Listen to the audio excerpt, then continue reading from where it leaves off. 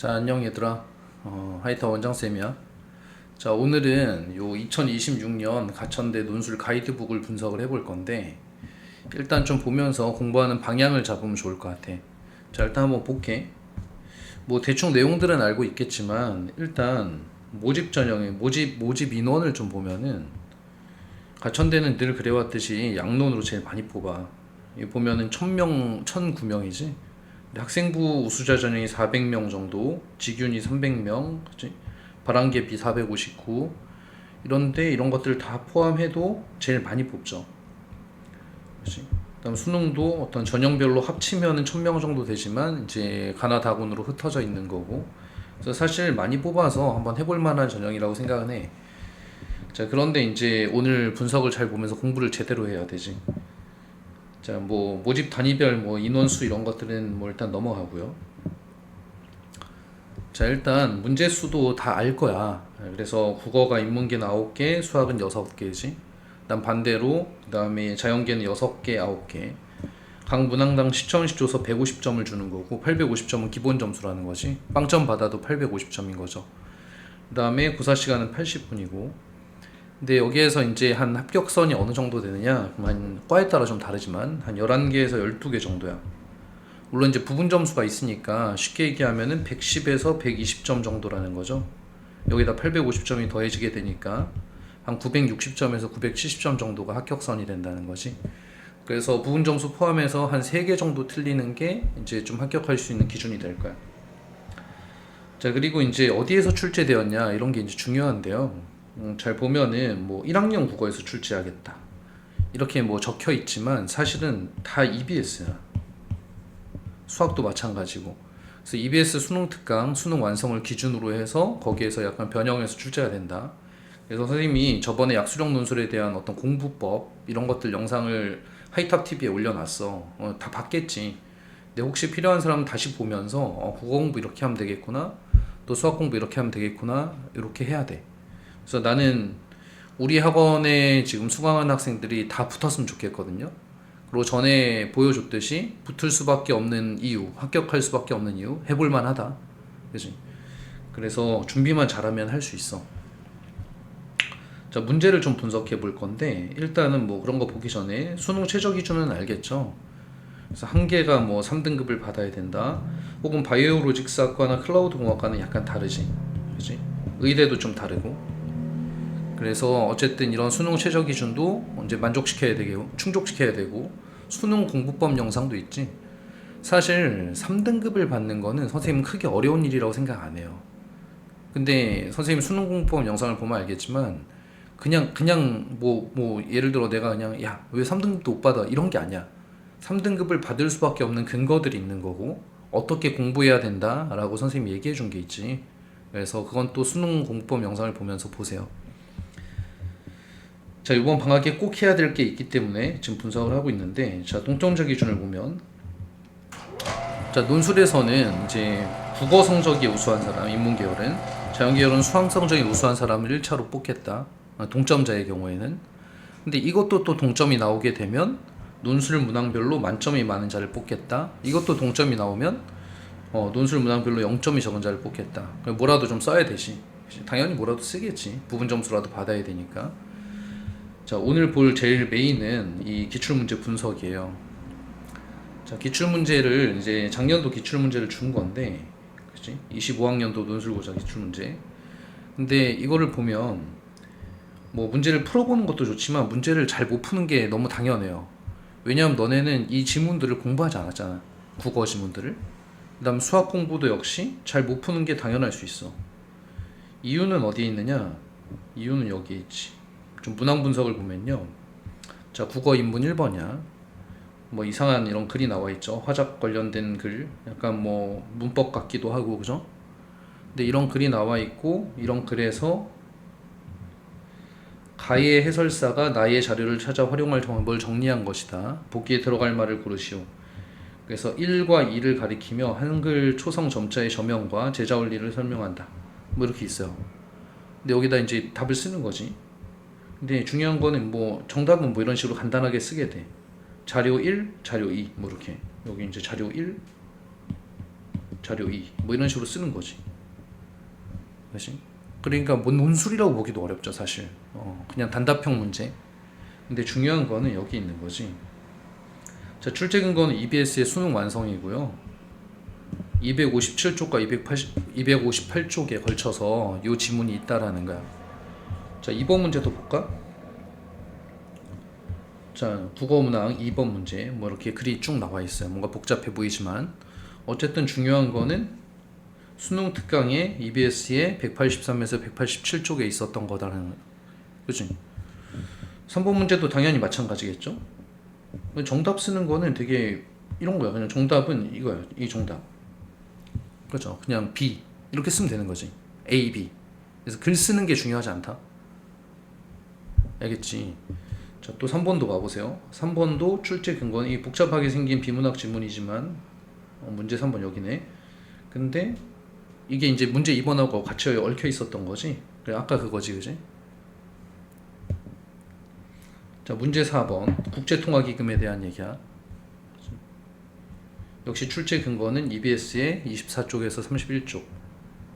그죠? 수능 완성. 그래서 결국에는 선생님이 그 약수령 논술 강좌에서도 얘기했지만 일단 수학도 볼게. 국어 이런 식으로 쭉 나오는 거고 문학 비문학 이런 식으로. 그렇지? 수학. 뭐 이런 건 뭐 내신 시험에도 많이 나오지. 이렇게 치환해가지고 이렇게 그지? 이렇게 뭐 이런 식으로 하는 거지. 그래서 최대 최소 구하고 정의형 만들어내고. 근데 문제라기보다는 자, 수능 특강, 그지? 23쪽에 4번 문항이라는 거야. 그러니까 거기에서 나온 거랑 비슷하게 됐다 이런 얘기지. 자, 또 2번 문제도 마찬가지예요. 2번 문제도 수능 특강에 14쪽에 있는 1번이다. 그치? 자, 쭉 보여줬는데 오늘은 증거를 보여준 거야. 이미 얘기는 내가 다 했어요. 뭐 해야 될까, 얘들아? 너무 당연하지 않나? 그치? EBS 수능 특강하고 수능 완성, 특히 국어 같은 경우는 국어. 이 학교로 들어가면 일단 반나절이 없잖아. 학교에 있으니까. 물론 학교에서도 공부를 하겠죠. 학교에서는 이제 국어 공부하기는 좀 어렵고 수학 공부 같은 건 좀 할 수 있겠지. 근데 문제는 분위기가 안 살지. 그치? 그래서 분위기에 휩쓸리면 안 되겠지, 당연히. 지금 양농 공부하는 아이들도 있지만 그냥 학종이나 교과로 입시 끝내버린 아이들도 있죠. 종합은 사실은 끝났다고 보기는 어렵고 교과도 수능 최저 공부는 해야 될 거야. 학교에서도 자습 시간도 주고 뭐 이렇게 할 거야. 하지만 이 방학 중에 지금 꼭 해야 될 게 뭘까요? 국어. 예를 들어 이제 우리도 약수령 논술 강좌를 하지만 뭐 예를 들어 일주일에 2번 만나서 혹은 5번 만난다고 해도 마찬가지예요. 그래가지고 뭐 숙제 내주는 것만 위주로 하고 이렇게 공부해가지고는 어렵지. 그치? 기출문제도 만들어지고 소스도 제공하고 이렇게 문제도 변형해주고 이런 것들을 문제 찾아서 주고 할 텐데 그 전에 자기가 해야 될 일은 일단 EBS 수능 특강과 수능 완성에 있는 전 지문을 국어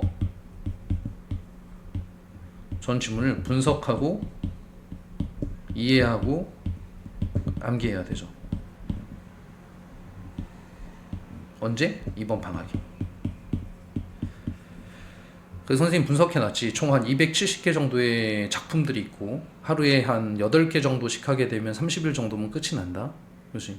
근데 내가 시간이 더 나서 한 10개씩 하겠다. 그리고 잘 모르면 이제 인강도 들어야 될 거 아니야? 인강 2개 정도 기준으로 해서 한 2시간에서 3시간 정도 들으면 10개 정도 분석하는 것 같더라고. 그럼 하루에 한 10개 정도씩 내가 외우겠다? 그러면 27일이면 끝이 나겠죠. 그런데 문제는 뭐야? 여기 중요한 포인트야. 자, 중요 포인트. 자, 문제는 뭐냐면은 내가 오늘 10개를 외우고 다음날 10개를 또 분석했어요. 그 다음날 10개를 분석했는데 이 30개가 머릿속에 다 들어가 있는 게 쉬운 일이 아니야. 까먹으니까. 그래서 공부를 둘로 나눠서 하라 그랬어요. 자, 첫 번째는 진도 나가는 시간이 있어야 되고 그 다음 두 번째는 전에 했던 걸 다시 복습하는 시간이 있어야 돼. 최소한 작품 하나당 5번 이상씩은 봐야 자기한테 쏙 들어가지 않을까? 선생님 옛날에 공부할 때 고전문학 작품 있잖아요. 고전문학 작품을 다 분석하고 외워야 되잖아, 수능 보려면은. 그래서 고전문학 작품집이 있어요. 옛날에도 수능 특강 같은 게 있었어, EBS. 그거를 외웠지. 나도 거의 한 달 정도.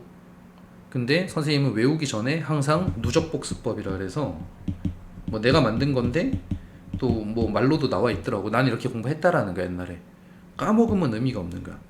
그래서 나는 진도 나가기 전에 복습부터 했어요. 하루에 20개, 뭐 10개. 근데 이게 말이 20개지 복습을 한 3, 4번 하잖아? 그럼 그냥 씩 보면 알아. 그냥 1분에 복습 하나씩 하는 거야. 한 작품씩. 틀렸던 문제 다시 풀어보고. 이해되죠? 근데 문제 푸는 거보다도 근데 문제를 풀면서 지문이 이해될 수 있거든, 작품이. 작품을 이해를 해야 이제 외울 수가 있으니까. 그죠? 근데 문제 풀면서 이해될 수는 있는데 문제를 굳이 안 풀어도 뭔가 작품을 해설을 알겠는 그런 것들은 굳이 안 풀어도 돼. 일단 중요한 건 문제 푸는 건 나중에 하면 돼. 중요한 건 작품을 다 이해하고 내 걸로 만들어야 된다. 그래서 아까 이런 문제들 자연계 쪽으로 가볼까요? 이런 거 이거 얼마나 복잡해. 이거 언제 읽어? 맞잖아요, 그치? 초음파는 어쩌고 저쩌고 이걸 시험 시간에 언제 읽어? 이게 내 머릿속에 있어야 된다는 거예요. 딱 보자마자 아 이거 그러고 난 문제 바로 푸는 거지 이렇게. 알겠죠? 좀 뭐 이렇게 좀 찾아볼 수는 있겠지? 외운 건 아니니까 작품을. 그래서 일단 작품을 제대로 아는 게 가장 중요하다. 이번 방학에 한 바퀴라도 제대로 돌려놓으면 그 다음에 한 60일 정도 남잖아. 그러면 더 할 수 있거든. 알겠지? 근데 이게 비단 가천대만이 아니잖아. 약수령 논술을 보는 대부분의 학교들의 국어는 EBS 연계거든요. 그러니까 다 같이 공부가 되는 거야. 거기다 수능 공부도 되는 거지 사실은. 알겠지? 자, 그래서 이렇게 공부하면 될 것 같고요. 자, 수학은 어떻게 해야 될까? 수학도 뻔하잖아요, 그치? 수학 선생님이 컨설팅 해줬지만 뭐 뻔하잖아. 이것도 수학도 보면 아까 지금 페이지 다 나와 있었잖아요. 다 수능 특강, 수능 완성에서 연계됐다라는 얘기고, 그렇지? 그러면은 학원에서 진도가 나가는 거는 진도가 나가는 거야.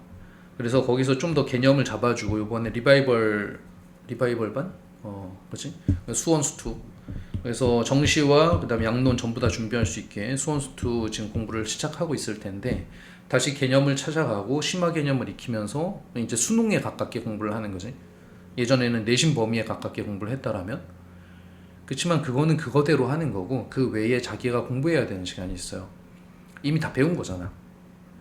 그래서 선생님이 얘기했지만 레벨 2, 그죠? 레벨 2 위주로 반복하면 돼. 이 저번에 적어준 게 한 수원 수투를 다 합쳐서 한 13과 정도? 문제수로 따지면 한 100문제 정도? 하루에 10문제씩 하면 10일이면 마무리되는 양이죠. 맞지? 근데 100개를 다 모르는 것도 아니잖아. 물론 다 모르는 사람도 있겠지. 학교에서 시험을 봤자는데. 그러니까 다 모르는 것도 아니니까 그 중에 한 절반 정도 모른다 그러면 걔네들을 오해독하고 내 걸로 만들어가고 이런 건 어려운 일이 아니에요. 자, 그래서 핵심 오늘의 이제 얘기는 마무리 지을 건데 이 자료는 줄 테니까. 근데 내가 아까 얘기했듯이 니네가 이걸 잘 푸는 게 이상한 거야. 작년 수능 특강 공부를 안 했잖아. 그치? 그래서 문제는 이런 식으로 나오는구나. 아, 이게 수능 특강에서 나오는 거구나. 이런 것들만 좀 알면 돼. 지금 해야 될 거는 이제 요번 수능 특강과 수능 완성에 대한 공부가 되겠죠. 그치? 자, 그래서 수능 특강 말고 수능 완성도 수학도 해야 돼. 자, 그래서 지금 선생님 제안하는 게 이제 학원에서 강의가 있을 거고 숙제가 있을 거예요. 이건 이거대로 가야지, 그치? 이 커리큘럼 잘 짜놨으니까 잘 쫓아가면 좋을 거야. 그리고 두 번째는 국어 지문 공부하는 자기 주도 시간이 있어야 돼. 하루에 최소 3시간 이상은 걸릴 거야. 방학 때 아니면 하기 어렵지. 세 번째, 수학 자기 주도 시간이 있어야 돼. 학원 진도랑 상관없이 쭉쭉 나가라는 거야. 몇 번씩 반복할 수 있게. 이것도 뭐 많이 할수록 좋죠. 뭐 2시간 정도 하면 좋겠지. 그치? 복습까지, 국어도 이제 복습도 하라 그랬잖아 선생님이. 이 까먹은 거 같으면은 앞으로 나가는 거보다 그냥 복습하는 게 나아. 까먹으면, 왜냐면 이 기억이 점점 더 멀어지니까 안 하고 있으면은. 그래서 요런 한 5-6시간 이상의 자기주도 시간을 만들고 그 외에 스케줄을 잡고, 고3 마지막 파이널이기 때문에 하루에 잠자는 시간 빼고는 다 공부해야지. 그래서 밥 먹을 때도 막 보면서 하고 국어 지문 밥 먹을 때 국어 지문 복습해봐. 금방 하지. 알겠죠? 그래서 경쟁률이 막 3, 40대 1이긴 하지만 붙는 아이들은 그 중에서 가장 열심히 그리고 제대로 준비한 아이들일 거 아니야? 그래서 선생님은 방법적인 얘기를 해주는 거야. 효율을 올리기 위해서지. 그죠? 무작정 많이 한다고 되는 건 아니니까. 그래서 선생님이 가이드해 준 대로 한번 잘 쫓아서 해보세요. 그러면은 참 좋은 일이 있을 거야. 요 강좌로도 조금 이제 부족하다고 생각하면 약수령 논술 학습법도 이제 같이 참고하면 좋을 것 같아. 자, 우리 고3들 방학 때 마지막이다 생각하고 진짜 한번 열심히 해봅시다. 자, 마무리할게. 파이팅!